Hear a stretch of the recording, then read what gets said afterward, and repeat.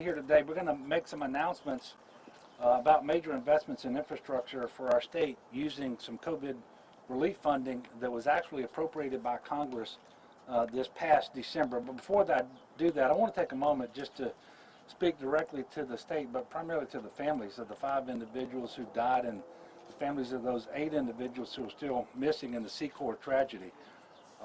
First of all, we're very thankful that I believe the number recovered, rescued, and who remain alive are 6, and we're thankful for that. And one of those individuals is in serious condition in the hospital. But all of these individuals, all of these families, certainly we want to lift them up in prayer. My heart goes out to you, and I know that this has been extremely excruciating and painful, and it's just been a difficult process from every perspective. And obviously, there's nothing that I can say will take that pain away. But I know about the Coast Guard's announcement today about discontinuing further search operations, I think, as of sunset. Starting last Wednesday morning, I've been in frequent contact with the Coast Guard and Vice Admiral John Nadeau, and making sure that he knew that if there was any role that we could play in terms of personnel or assets, whether it was in a primary role or supporting role, we were prepared to do that. Of course, this has been a very challenging situation from the beginning, given the weather that caused it and the bad weather, the seas, the winds, and so forth that continued for days afterwards. And I know that they are working to do what they can to find the 8 individuals who are still missing. And I do want to thank the Coast Guard for all of the work that they've done, and call upon the people of Louisiana to lift everyone involved up in prayer. Now back to the COVID infrastructure funding. As I mentioned, in December, Congress passed the 2020 Coronavirus Response and Relief Supplemental Appropriations Act, which allocates $216 million towards road and infrastructure projects throughout the state of Louisiana.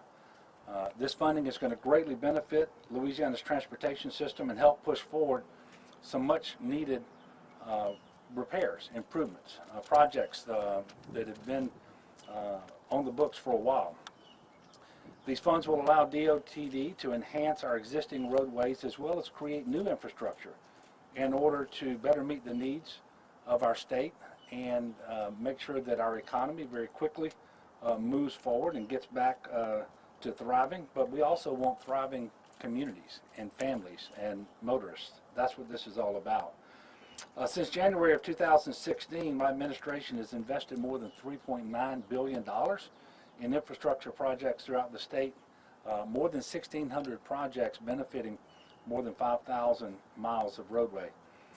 I and all of these legislators behind me are extremely grateful for the work that Congress did, especially our delegation. And I do want to single out Senator Cassidy for his efforts to ensure that the departments of transportation all across the country receive this relief because of the impact that COVID-19 had on traffic. And as you know, the way we support our infrastructure system is through revenues generated by those who use our system.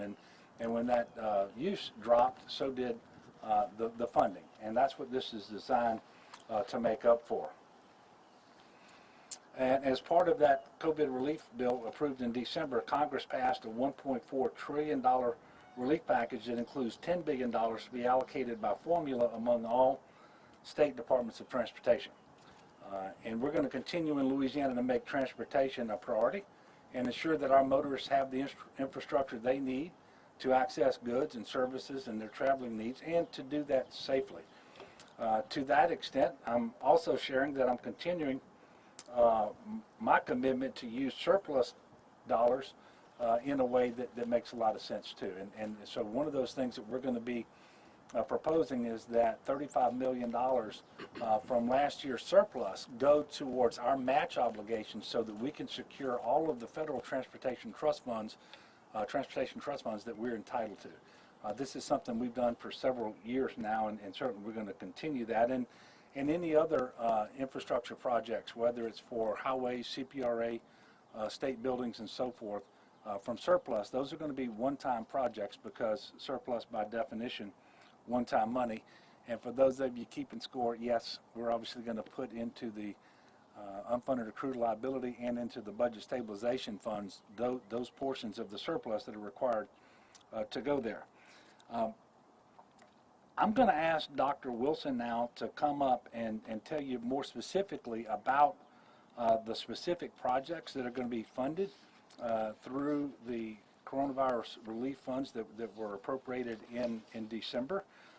And I'm not planning to come back up and speak, so I did want to take just a moment and thank all the legislators behind me and many more in the building who are not out here today for working with us and working with DOTD to make sure that we have a list of projects that are ready to go, and then they help us to marry the funding to those projects so that we can move forward.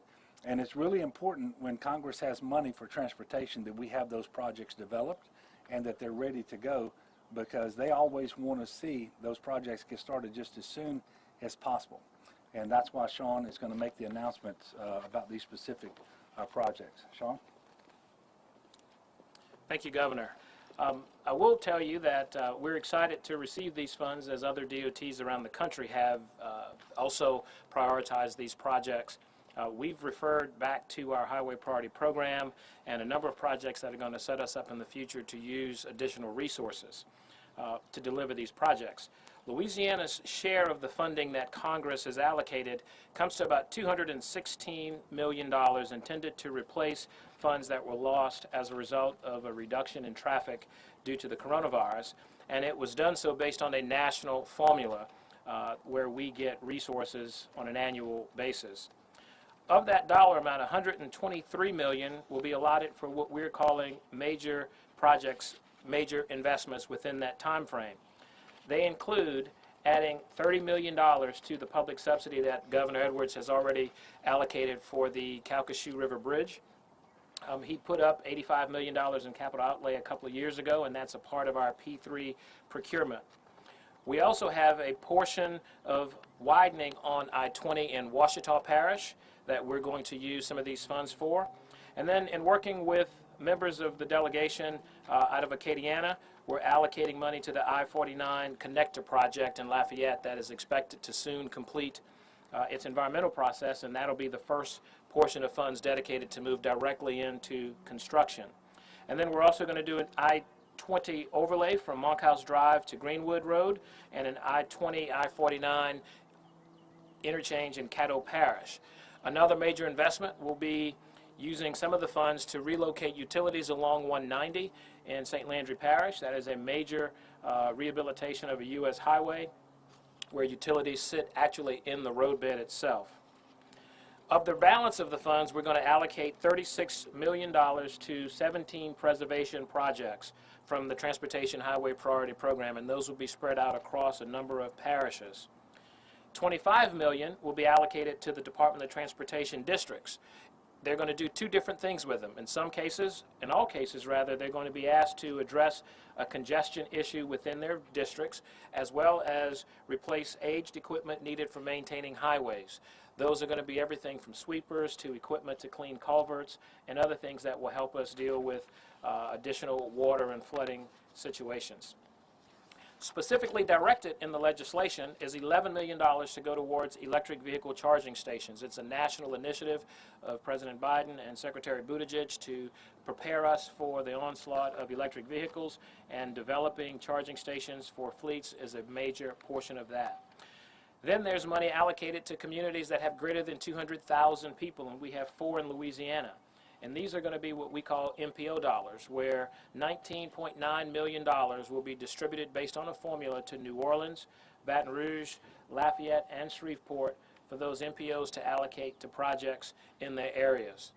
And so that's a compilation of how we're going to spend the money that was directly appropriated to US DOT, given to us through the Federal Highway Administration. I would like to express appreciation to the congressional delegation and the members of our House and Senate Transportation Committees and their leadership, as well as the leadership in the House and the Senate. They've been a tremendous resource for this Department of Transportation and Development, and we look forward to working with them to address other critical needs. And lastly, I will tell you, we will apply all of these funds to the most needed projects throughout all of the regions of Louisiana and further this administration's commitment to building an economy through infrastructure investment. And so with that, Governor, I'm happy to turn it back over to you. Thank you.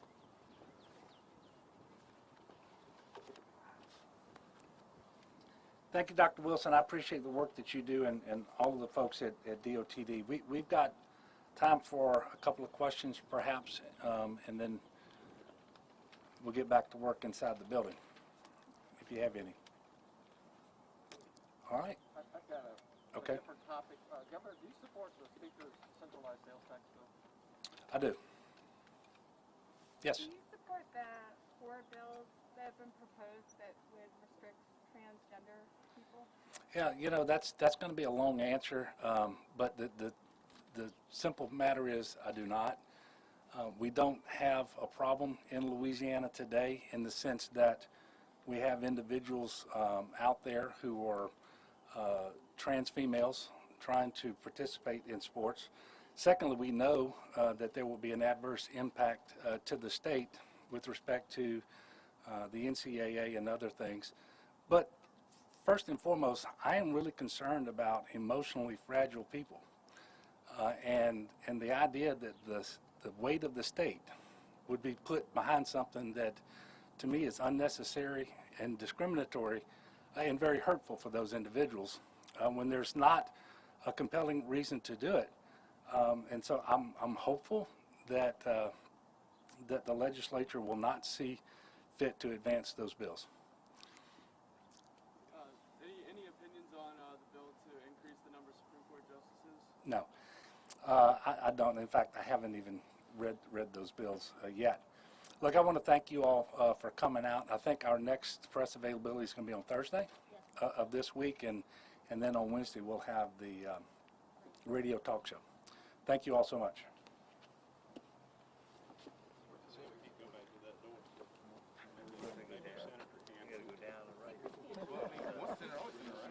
They won't let us in. All right, thank y'all.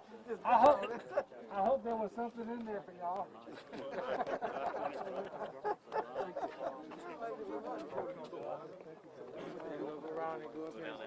Go down there.